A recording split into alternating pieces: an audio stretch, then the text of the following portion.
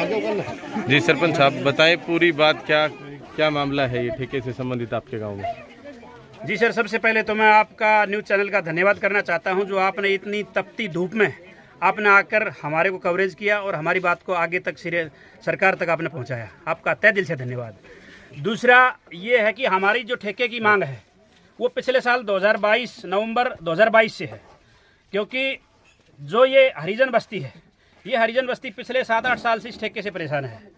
और मैं खुद भी दारू नहीं पीता और मैं नशे के खिलाफ मैंने अपना वो मुहिम भी चला रखी है पूरे गांव में। सुल्फा भी यहाँ चलता है, वो सुल्फा तकरीबन 50% कवर हुआ है। मैं यहाँ रातों रात रेड मार के घूमया हूँ, हर जगह इंसान को पकड़ा है। अभी फ़िलहाल ठेके की जो समस्या है वो समस्या को लेकर मैंने 19 दिसंबर को पहला मेरा प्रस्ताव ठेके का ही था, सरपंच बनते ही 19 दिसंबर को प्रस्ताव कर दिया था। प्रस्ताव करने के बाद फिर मैंने दिसंबर में लास्ट दिसंबर में एक रिमाइंडर दिया, फिर मैंने फरवरी में एक रिमाइंडर दिया, फिर मैंने मार्च में एक रिमाइंडर दिया, फिर मैंने अप्रैल में एक रिमाइंडर दिया। मेरे पास 4 रिमाइंडर हैं, बीडीओ के माध्यम से, डीसी साहब के माध्यम से, और यहाँ तक कि एक्साइज कमिश्नर ने मुझे बुलाया था चिट्ठी भेज के। मैं एक्साइज कमिश्नर के पास गया तो उन्होंने मुझे बताया कि भाई ठेके तो उठना मुश्किल नहीं है, मतलब ग्राम सभा का प्रस्ताव होना चाहिए। और मेरे पास ग्राम सभा का, देखो मेरी ये गलती लगा लो या मुझे पता नहीं था, एक्चुअली मेरे पास कोई चिट्ठी नहीं थी कि ग्राम सभा का प्रस्ताव होना चाहिए था। फिर भी ग्राम सभा का प्रस्ताव मैं कर दूंगा, कोई दिक्कत नहीं है, क्योंकि उसके अंदर 10% साइन चाहिए। गांव 50% सिग्नेचर करने के लिए तैयार है, क्योंकि गांव बुरी तरह से परेशान है इस ठेके से। उसके बाद में उन्होंने बोला था कि आपके वो जो केस होते हैं ना गांव के अंदर अवैध दारू के, वो नहीं होने चाहिए। वो केस ऑलरेडी होते हैं, क्योंकि ठेकेदार बनवा देते हैं केस से, तो वो केस ऑलरेडी हैं, वो शर्त हम पूरी नहीं कर सकते। लेकिन बात आती है यहाँ शांति की, यहाँ शांति भंग हो रखी है। यहाँ जो हालत है, जर्जर हालत है। यहाँ ये जो मेन रास्ता है ना, ये पूरा गांव का एंट्रेंस है, और यहाँ लावन को रास्ता जाता है, बगडाना को रास्ता जाता है, आम रास्ता है ये। यहाँ पर लोग नंगे पड़े रहते हैं, जो कि ये जब बातें मैं आप मीडिया के माध्यम से नहीं बोलनी चाहिए, कपड़े उतारे पड़े रहते हैं, आपस में माँ बहन की गाली गलौज करते हैं। यहाँ हमारी बहन बेटियाँ जाती हैं, उनके लिए ये बहुत परेशानी का जो रास्ता है। अभी जो ठेकेदारों को बताया, मैंने तुरंत बता दिया था ठेकेदारों को कि भाई ये जो आपका ठेका है ये अगली बार मत छुड़वाना, क्योंकि ठेके का दिक्कत है। बार बार हर आदमी ठेके के लिए कह रहा है, अगली बार इसको नहीं छुड़वाना। लेकिन फिर भी जैसे उन्होंने छुड़वा लिया, तो हमने मंगलवार को डीसी साहब को ज्ञापन दिया था। करीब 300 लोग गए थे, लेडीज गई थी, डीसी साहब को ज्ञापन दे दिया और हमने वीडियो के माध्यम से बता दिया। अभी मेरे पास एसडीएम साहब का फ़ोन आया था, बीडीओ साहब का फ़ोन आया था, उन्होंने बोला है कि भाई इसके लिए हम कोशिश करेंगे। भाई अब तो इन्होंने छुटवा लिया, लाइसेंस है। देखो सर, मैं तो ये कहता हूँ, रेवेन्यू ही सब कुछ नहीं होता, सरकार के लिए पैसा सब कुछ नहीं होता। हमारा परिवार, गाँव और बहन बेटियाँ, इनको सुरक्षित रखना भी हमारा ही काम है। और गांव ने मुझे चुना है तो कुछ सोच समझ के चुना है सर। मैं बिल्कुल नशे के खिलाफ हूं और ये ठेका बिल्कुल किसी भी हालत में यहाँ नहीं रहना चाहिए।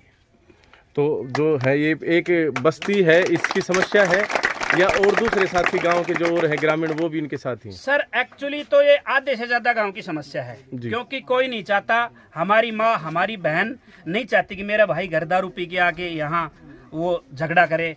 कोई पत्नी नहीं चाहती कि मेरा पति आके यहाँ दारू पी के झगड़ा करे।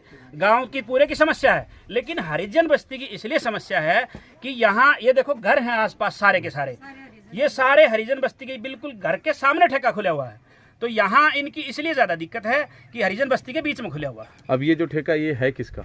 ये ठेकेदार तो कोई और हैं, लेकिन चलाते गांव वाले हैं। अच्छा, कोई एसएस वाइन के नाम से है, कोई संदीप सिंह है गसोला से, और ये गांव वाले चलाते हैं। अच्छा। गांव वालों से गुजारिश कर चुका, मैंने हाथ जोड़ के सबसे कह दिया।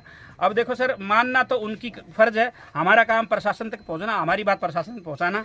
हमने वीडियो के माध्यम से, एसडीएम के माध्यम से और बीडीपीओ के माध्यम से, यहाँ तक कि एक्साइज कमिश्नर अशोक कुमार मीणा से भी मैं मिला हूँ, मैंने अपनी कार्रवाई कंप्लीट कर रखी है। अच्छा। लेकिन यहाँ तक अब कोई सुनवाई नहीं हो रही सर। कानूनन प्रक्रिया में एक सबसे अहम महत्वपूर्ण जो स्टेप होता है वो होता है कि 10% लोग अगर साइन कर दें, तो क्या वो आपने करवा लिया? सर 50% साइन करवा 50%। हाँ, लेकिन अब जो ये प्रक्रिया है, अगली प्रक्रिया फिर 1 साल बाद ही होगी, वो तो नवंबर में होनी है। मैं ये कार्रवाई कर चुका हूँ। डीसी एसडीएम से भी मिले आप लोग? डीसी एसडीएम से हम मिल लिए, एसडीएम साहब को बता दिया, डीसी साहब को हमने ज्ञापन दे दिया। हम्म। हम मंगलवार को डीसी साहब ने दरबार लगाया था, दरबार में हमने अपनी गुहार लगाई थी और उन्होंने हमें 2 दिन का टाइम दिया था। अच्छा। आज 4 दिन हो गए सर, आज 4 दिन हो गए, फिर आप लोग धरने पर बैठे? धरना स्टार्ट हो गया। अभी धरने पर बैठे हैं, ठेके के सामने ही बैठे हैं? जी सर। अच्छा, तो कब तक बैठे हैं यहाँ पर? देखिए सर, प्रशासन यहाँ हमें आके आश्वासन दे कि भाई मंगलवार को या बुधवार को या संडे को जो भी हमें टाइम दे उतना मतलब हम एडजस्ट कर सकते हैं, नहीं तो ये धरना चलेगा। अभी तक कोई पुलिस या कोई भी प्रशासन? पुलिस आई थी, पुलिस ने ये बताया था कि भाई ना लाइसेंस वगैरह ले रखा है भाई, ये तो चलाएंगे, या फिर आप अपनी और कोई कार्रवाई आप डीसी साहब के पास चले जाओ। तो आज डीसी साहब भी नहीं है, चंडीगढ़ गए हुए हैं, तो अब जाएं तो फिलहाल कहाँ जाएं? आप लोग धरने पर बैठे हैं, लेकिन इसी ठेके की अगर हम बात करें तो शिफ्ट होने की बात हो रही थी। इसको शिफ्ट करने के लिए हरिजन बस्ती के जस्ट बगल में ये दूसरा ठेका रखने की कर रहे थे। अच्छा, लेकिन वहाँ भी ऑब्जेक्शन है कि ये बिल्कुल नजदीकी है, वहाँ भी जाएंगे तो फिर समस्या जो की रहेगी। यहाँ से उठा के पीछे रख रहे हैं, यहाँ से उठा के जी पीछे रख रहे हैं। ठीक है।